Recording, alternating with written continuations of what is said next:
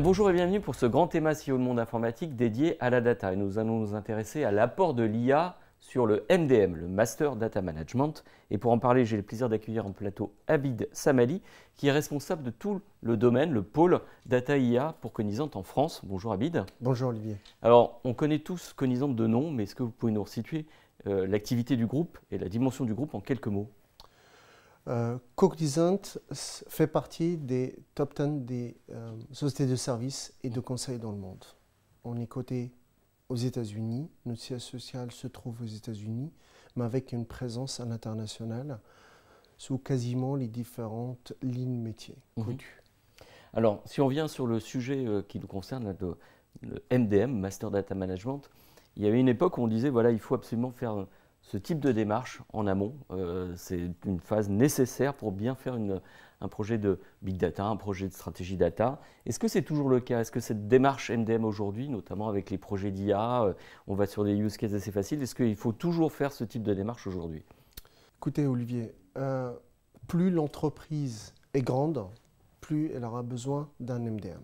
La place du MDM reste toujours centrale dans le cadre de toute démarche data, parce qu'elle permet de faire communiquer les données ensemble, elle permet d'avoir une référence unique, elle permet également de structurer la manière comment on communique entre le front, le middle et le back.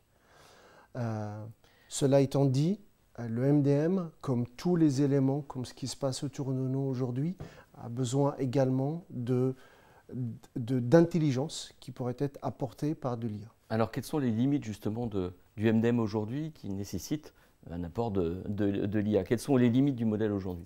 La limite du modèle aujourd'hui se situe dans le cadre de l'identification de process,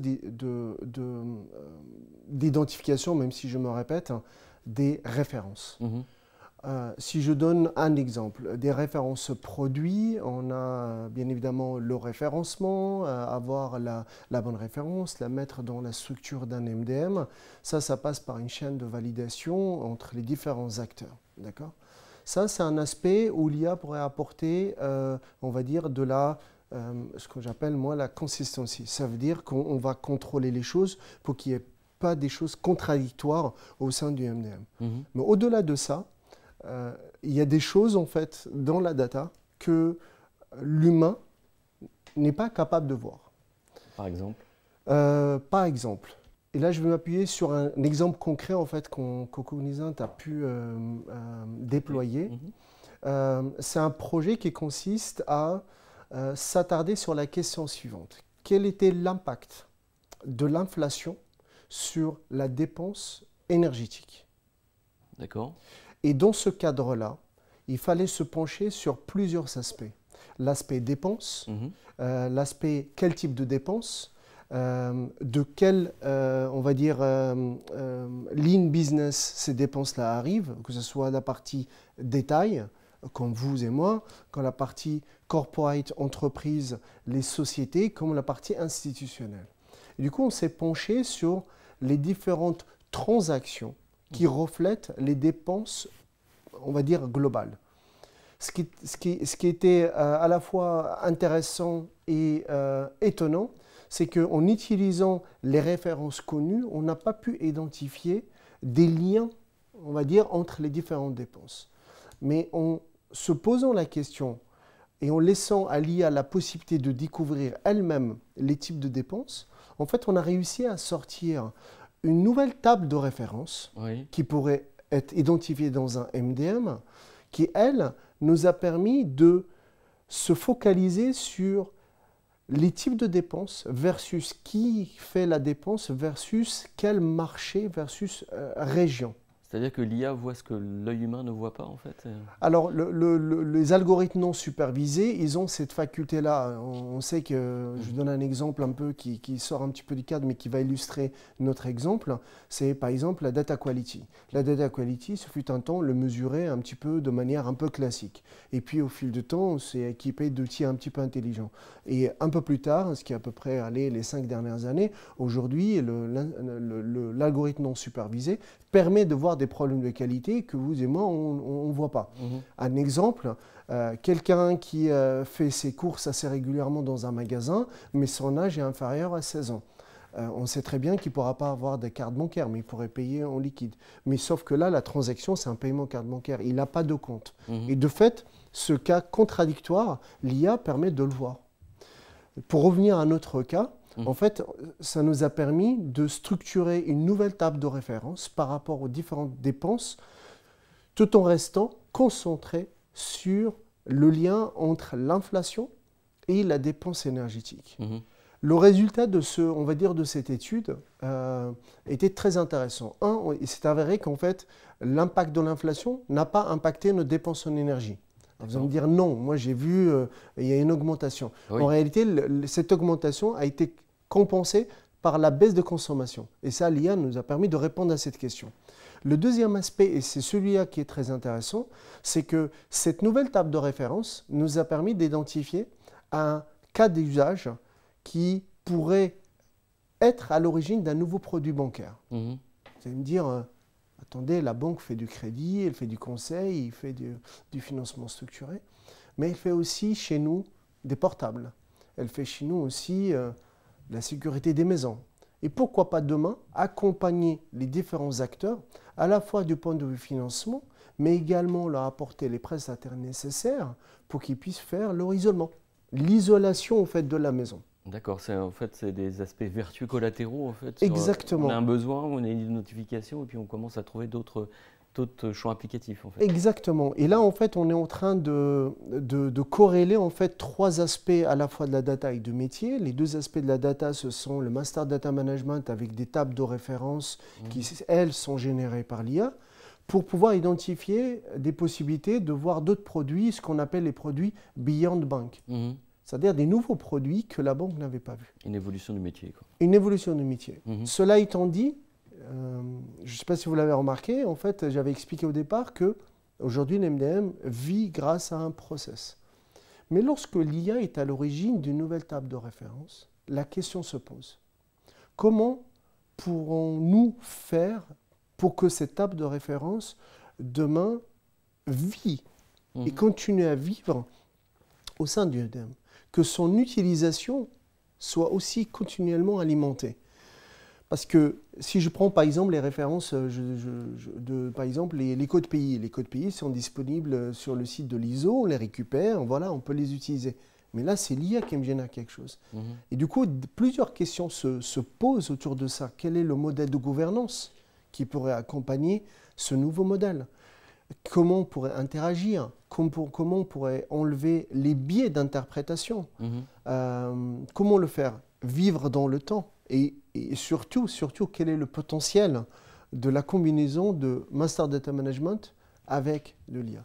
Alors, quels sont justement les points de vigilance? Comment faire, comment mettre en place ce type de solution? En fait, est-ce que c'est une histoire d'outillage tout simplement? Ou c'est évolutif en plus, c'est un système qui vit, on est dans un écosystème IA et data qui vit. Tout à fait. Alors, le premier aspect sur lequel je souhaiterais me pencher, c'est un aspect ouverture d'esprit. On a pu faire ce cas d'usage que lorsqu'on a eu plusieurs validations pour qu'on puisse utiliser des données anonymisées. Il faut savoir que nous, en Europe, il y a un cadre qui s'appelle RGPD et on se doit de le respecter. Le deuxième aspect encore challengeant, c'est la possibilité encore de faire parler les données dans leur globalité. Je donne un exemple. Lorsque vous restez cantonné à un domaine, je prends le domaine par exemple, du retail banking. En fait, vous pouvez atteindre très rapidement le plus haut niveau de ce qu'on appelle l'ideation, c'est-à-dire vraiment trouver le maximum d'idées dans l'idéation dans ce domaine-là, assez rapidement.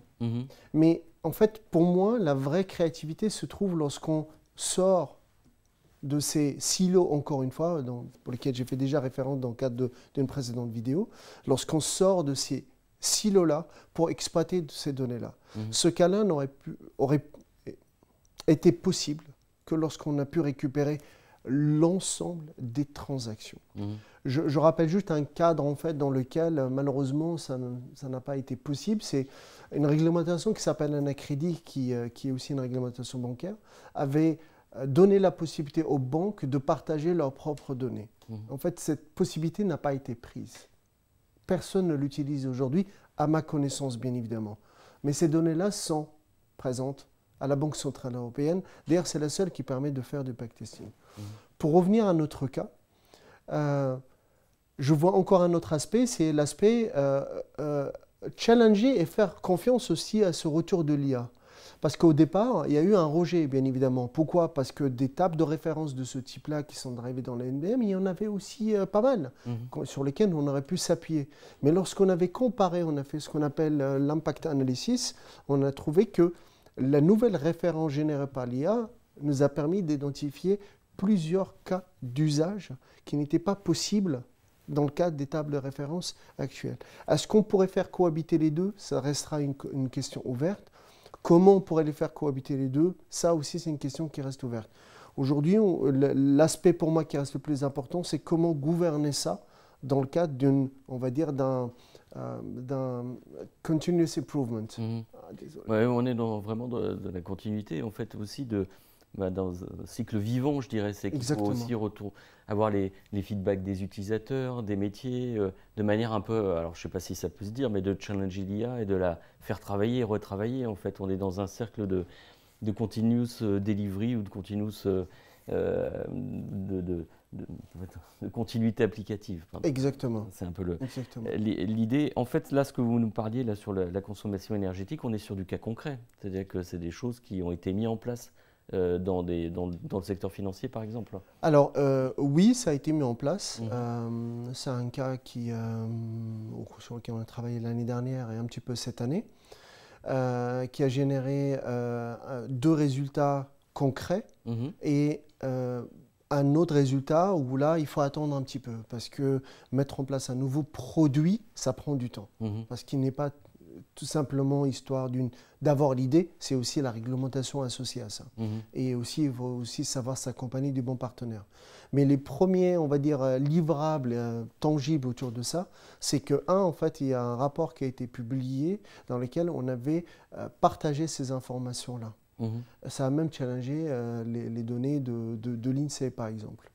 Le deuxième en fait, rapport, c'est que ces données-là, en fait, cette nouvelle référence, a servi également les autres, on va dire, consommateurs de data. D'accord. En fait, il y a d'un coup, lorsqu'on génère des nouvelles choses et qui font leurs preuves, on voit en fait un espèce de buy-in en intérieur et du coup, les différentes lignes de métier sont penchés sur ce cas-là et ils ont commencé à utiliser les nouvelles tables de référence, voire même demander qu'on les intègre et qu'on se penche sur la question, on veut avoir plus. Abid, ce qui est intéressant là, dans cette démarche, c'est qu'on parle beaucoup de la data pour l'IA, data for AI. On a besoin de data de qualité pour avoir une IA de qualité. Là, c'est aussi de l'autre côté, l'IA au service de la data. Donc c'est tout ce que peut faire l'IA pour structurer cette démarche data en synthèse. C'est ça. Alors là, c'est l'IA au service de la data. L'inverse est aussi vrai parce que sans les données de qualité des transactions, on n'aurait pas pu générer ces nouvelles données qui servent d'autres, parce que j'appelle ça les données synthétiques. C'est un autre sujet qu'on pourrait traiter un autre jour. Très bien, écoutez, on se donne un rendez-vous pour traiter ce nouveau sujet. Merci à vous, Abid. Merci, Olivier. Puis nous, on se donne rendez-vous pour la suite de ce grand thématique d'informatique dédié à la data.